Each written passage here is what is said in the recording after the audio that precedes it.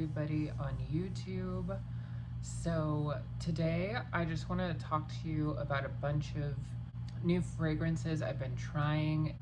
First, let's talk about the samples. I got like 23 different samples from Twisted Lily. They have a really great selection of kind of a lot of the popular niche perfumes, and they have them at really good prices. If you go to like decant sites, a 2 ml of a lot of niche perfumes is like $12, and on there you can get them between like $4 and $7. So I finally caved and I just got a shitload of them. And then I got a few from Kayali. The one that stuck out to me from Kayali was Sweet Diamond Pink Pepper. I'm not gonna spray these, I'm just gonna go off of it from memory because these were the ones that I just pulled to be the ones I wanted to test more. Sweet Diamond Pink Pepper it really just smells like a rose vanilla oud perfume, and it's really nice. When I first sprayed it, it made me think of Oud Satin Mood, but not as smooth. It was more sharp. There's something kind of scratchy about it, and it feels sluttier. Definitely not as like smooth and well blended as that one, but I kind of enjoyed that there's something about it that feels more trashy. The second time I wore this, I didn't like it as much. The vanilla was too much for me. I wanted more of the rose and more of the oud. But it does smell really nice. It's like a fun, sexy, I think it would be like a really good like going clubbing perfume.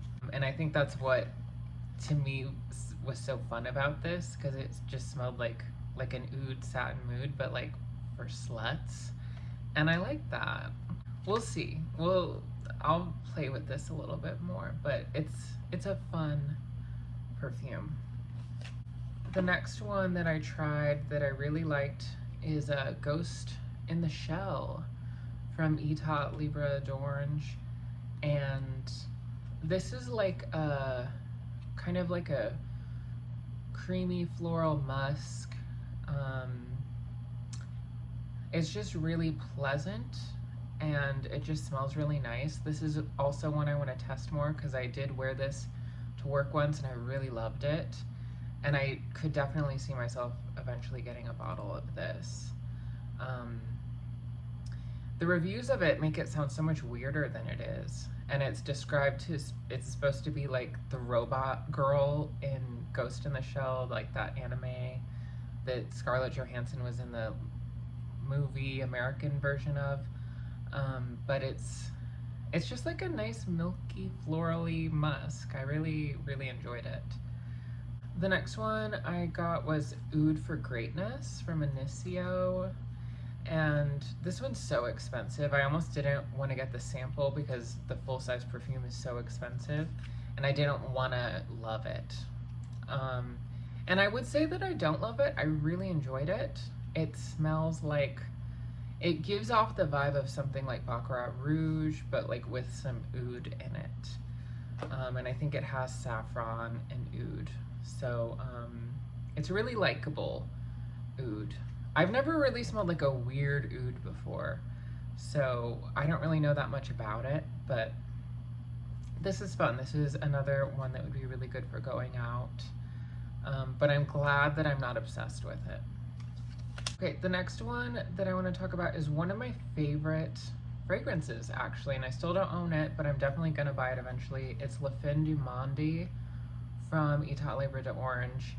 It's described as like the apocalypse, and it has some really interesting notes. I think it has like carrots and popcorn, gunpowder, iris, and I would say it's like a really, there's aspects of it where it smells like a library, and there's like this mustiness to it, but it's also sweet, and it just smells really when I had gotten it, it just kind of transported me and it was just like this very transportive fragrance that just smelled really nice and likable, but just kind of weird. It's a really, if you're an iris lover, I definitely recommend trying this, because I had sprayed my sample in here and I can still smell it. I love this so much. It makes me think of that scene in the movie It Follows where they're on a date. She doesn't know anything about the monster that's following, that's invisible, but he sees it. And she's like, what the fuck? What are you looking at? And he's like, isn't there a little girl right there? And she looks, and she's like, I don't see one. And then he's like, we have to leave. That's what this makes me think of. And they were in this really like cute, quaint movie theater that like felt really like from the 50s, but it was probably just a place for like hipsters to go. This is amazing. I will talk more about this when I eventually own it, but I love this so much. The next one I want to talk to you guys about is Musk Therapy from Initio. This is another floral kind of creamy musk scent with some fruit as well. And it's just like this gorgeous, sweet, hard to identify, like clean, milky, warm musk scent. This is beautiful. I love this. And I did spray it on here and I can still smell it. It's nice. This is really nice. If I end up getting any Initio perfumes, this is one of the ones that I would want to get. I really dig it, but I also kind of feel like Ghost in the Shell gives off a similar vibe. It doesn't smell the same, but it's in the same genre to me. And I just feel dirty buying something that's $350 if I don't like absolutely like live for it and love it and need it. You know, like this is really nice, but it's not enough to not make me feel incredibly dirty for buying something that expensive. The next one is from Goutal Paris, Étoile d'une Nuit. This is another iris perfume, and I think it has like iris and raspberry. I don't know what else, but it smells like a doll head. This is a doll head. There's so many perfumes that I've smelled that people describe as smelling like doll heads, but this one actually smells like I've smelled this. This smells so familiar, and I wish I knew like the exact thing that I've smelled before that smells like this. It's really nice. It's cool. It does have that kind of plasticky, sweet doll head kind of vibe. And I really like it. It's super great price too on discounters. This is really a good price for something that maybe is niche. I don't know if this is niche or not, but it's really good. And then the last sample I want to talk about is one that I love. This is another one I could see myself getting a bottle of eventually, and it's Akro Dark. Akro is a brand that was put together by a perfumer who's done a lot of really iconic perfumes. I don't remember who it is or what perfumes they were, but he ended up doing his own brand where he could just like go crazy and do his own thing. And this is, I think this brand, all of the perfumes are like the 7 Deadly Sins or something. And this one is like Akro Dark because it's based off of dark chocolate. And it's so like, it does smell like dark chocolate. This is a dark chocolate perfume to a T. And it's so like warm. There's something about it that's almost a little woody. You know, this would be really a good unisex fragrance. It's not like, it's not the kind of gourmand that's like too edible, but it's really nice. This would be a great like winter perfume. It's sort of like chocolate, but like evil chocolate, and I love it. So now let us get to the travel sprays. The first travel spray I got was the new Kayali launch, Lovefest Burning Cherry. This one got a lot of hype and I was super excited about it. I get really excited about all the Kayali releases. I just like eat it up. I eat up the like influencery vibes of that brand and all of the marketing that it feels like you're being sold like snake oil, and there's something that feels kind of cynical about it, but I'm like obsessed and I can't get enough. Um, this was described as like a smoky cherry incensey perfume, and I would say that lines up, but it's not. It didn't. I don't love it as much as I wanted to love it.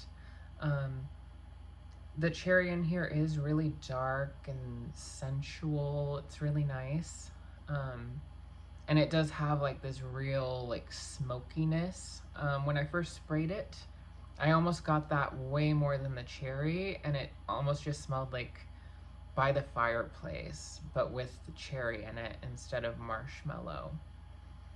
Um, as this has macerated, as with most Kayalis, it smells different to me. I sprayed it this morning, and everything kind of blends together better, and it wasn't just all of that smokiness. And it's just like a really dark, sensual, kind of hypnotic cherry perfume. It smells really nice, but it's not one, I'm not gonna get a full bottle of this. But I definitely think it's one worth smelling if you want like a really good kind of sexy dark cherry perfume. Like this definitely does the job, and it's nice. The day after I got that one, I had received my order for another cherry perfume. And this is one that I've been dying to try for a while. It's from Room 1015, and it's called Cherry Punk. And instead of being like cherry and smoke, it's cherry and leather.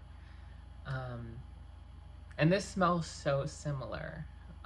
The cherry in here is the exact same cherry. It's like this dark, sensual cherry. But instead of the smoke, it has leather. And that's just literally what it smells like. It smells like dark cherry and leather. And I really like it. It's really fun and sexy. I feel like the cherry is more prominent in this. It feels a little bit sweeter than the Lovefest does. And I really like it. I don't have a lot of leather. I don't have any leather fragrances in my collection. And it's a note that I've wanted to try more stuff with and get a little bit more familiar with.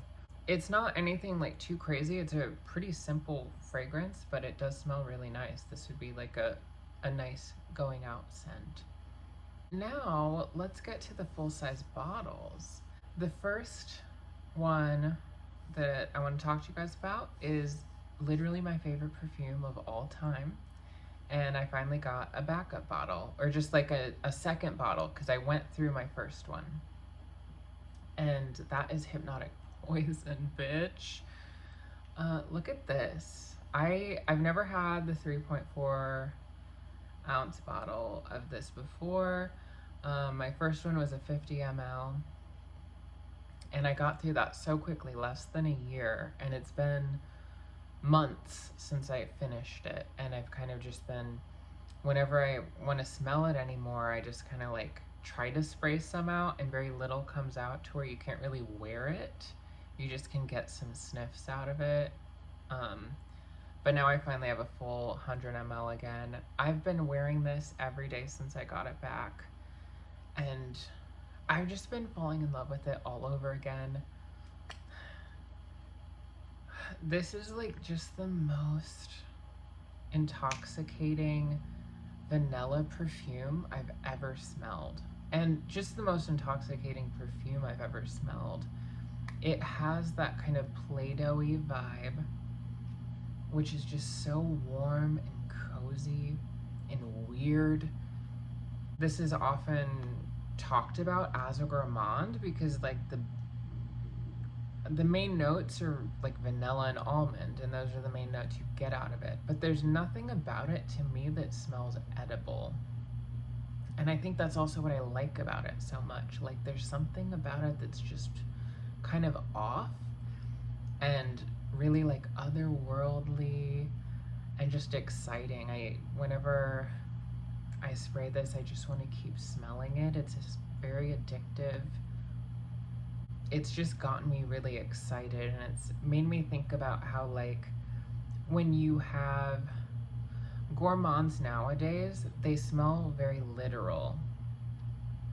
If it's like a lemon vanilla cake, it smells like lemon vanilla cake. It doesn't like, and like this is vanilla and almond, and like you can kind of see like, okay, vanilla and almond, but it doesn't actually smell like those things. It smells,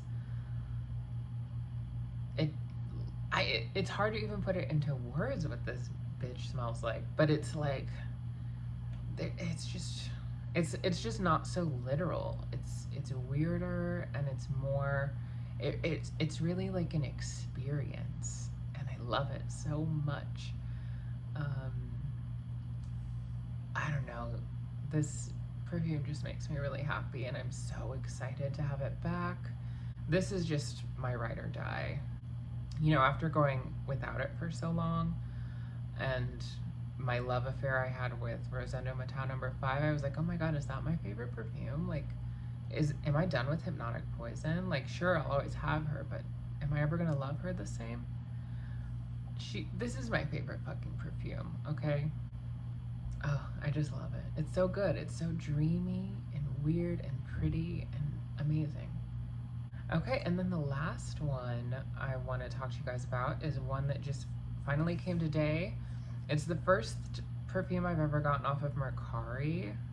I had gotten a sample of this about a month or two ago, and I didn't know if I was gonna end up getting it, but the other night I like sprayed my sample for shits and gigs, and I was just like, oh my god, I need it, because it was just so like warm and cozy. This is another kind of more vintagey gourmand, which again, it's just like made me think of how much more interesting a lot of older perfumes are, because there's just things about them that are just like, they're very transportive and exciting. I got a set that has a lotion of it and the perfume itself. It's so cool. The perfume I got was Shalimar from Guerlain. Came like full unused,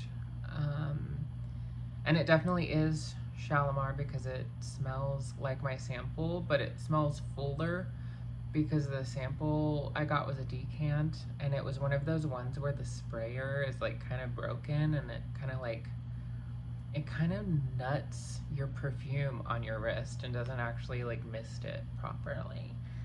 And it still smells really good, but this definitely, I sprayed this on my wrist like an hour ago, and I got like a lot of other things from it that I didn't from the decant. When I had used my decant, it was just like this warm, powdery, cozy vanilla. Like there were slight animalic facets. There's this like vintagey citrus opening, and it has all those things, but the animalic facets and the vintagey citruses came out a lot more with the actual proper perfume. Yeah, and that's kind of what it is. It's like this citrusy vanilla, with like dirtiness in it, and the animalic facets are very bodily, and they're not like, I don't think they're offensive, but they definitely are there, and it's kind of cool. The more it dries down, the more likable it gets. The opening is definitely a lot more in your face, and you get that kind of vintagey citrus, which sometimes can smell like bathroom cleaner. I feel like that kind of bathroom cleaner vibe has been worse in other older perfumes, whereas in this one it's not. It's more pleasant.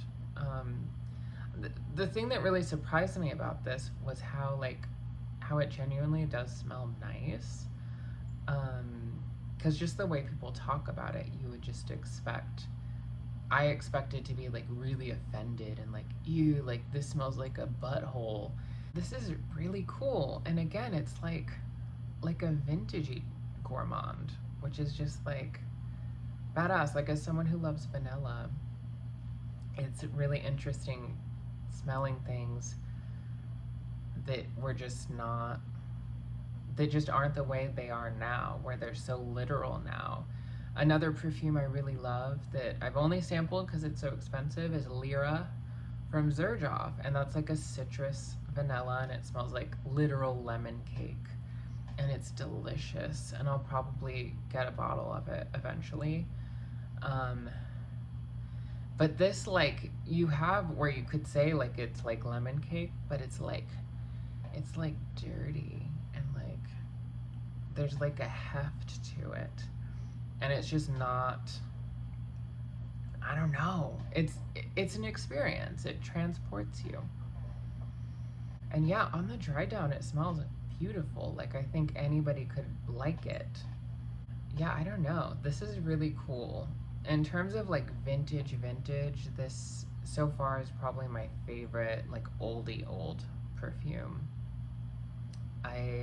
It's more my vibe than something like Chanel number 5. One of the older Chanels I really like is the Cocoa, and when winter comes, I'm really excited to maybe get that one as well and talk to you guys about it. But this one's really nice. I'm super happy I got it. I got it for like a steal. It is a 50 ml, and I got it for less than what a 30 ml would be on like a Macy's or a Sephora. So I'm super happy with it. It is the Eau de Parfum, and yeah, I don't know, it's just really nice and like cool. But that's kind of where I've been at lately with perfume. I've been getting kind of really excited again about older stuff, and I want to continue trying more of it because it's just kind of what's itching a scratch for me right now. But yeah, I hope you guys have a good day.